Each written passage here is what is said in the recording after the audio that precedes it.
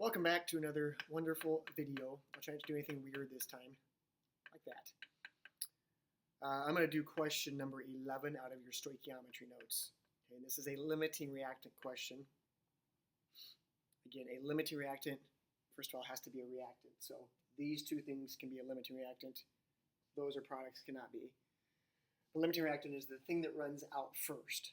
So we talked about like a match burning in a jar, the oxygen is the limiting reactant. The reaction can only go as far as the oxygen lasts. So if these are not in the correct ratios, one of them will run out before the other one. That's the limiting reactant. The other one is the excess reactant, the thing that there's extra of. So again, this is question number 11 notes, and this is going to be using the mole method. There's two methods I'll show limiting reactant stuff with. So here's the equations given on number 11. It says you have 130 grams of SiO2, and you have 150 grams of this. So I want to figure out which of those runs out first. Now some people might say, well, it's a 1 to 4 ratio, and this is not 4 times bigger, so that must run out first. But that's not the case because remember, this ratio is in terms of moles.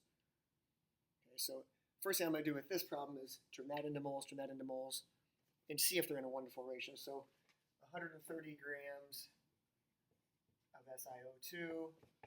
It is 60 grams for a mole. So that's 2.17 moles of SiO2. Again, that's just how much is available. Doesn't mean all that's going to be used in the reaction.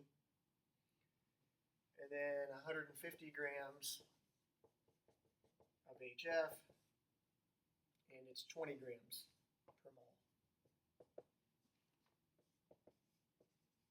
So 7.5 moles hydrofluoric acid or hydrogen fluoride. Again, we want to know which one runs out first. So if we look at our ratio, we can't just say, well, this one's less, so it runs out first. We have to look at the ratio. For every 1 mole of this, we need 4 moles of that. So this needs to be 4 times bigger. So look at this. We kind of just go, well, is this 4 times bigger than that? It needs to be. It's not 4 times bigger, so that is your one that's going to run out first. If you have weird numbers here, you can always divide by the smallest one and see what the ratio is. But in this case, I know this is not 4 times bigger, and it needs to be. So this is our limiting reactant. I'll just put LR. That's the limiting reactant. So this is all going to be used, all 150 grams, all 7.5 moles. There's going to be extra of that. So this is our excess reactant.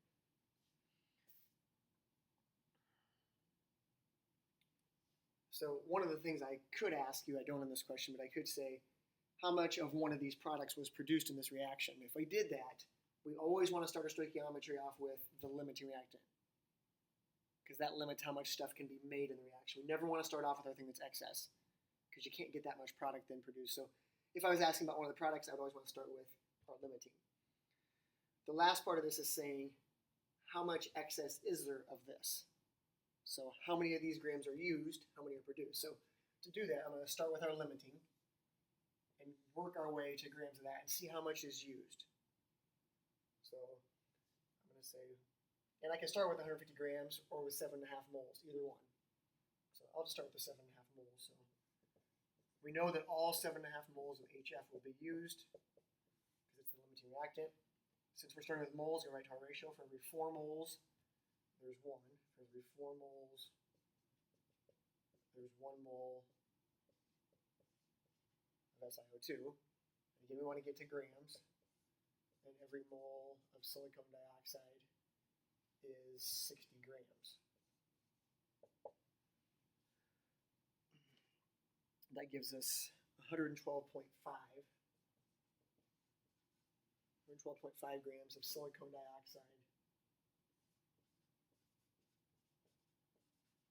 that is used. Again, that's the amount that's used. It's not how much is left over. Saying if we use 150 grams of this, we're going to use 112.5 grams of that. Well, we had 130 grams of it initially.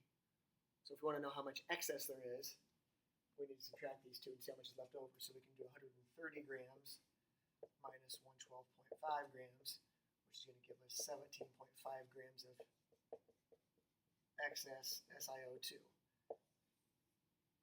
And again, that SiO2 is not used completely because we ran out of HF. There's nothing else for it to react with. All ran out.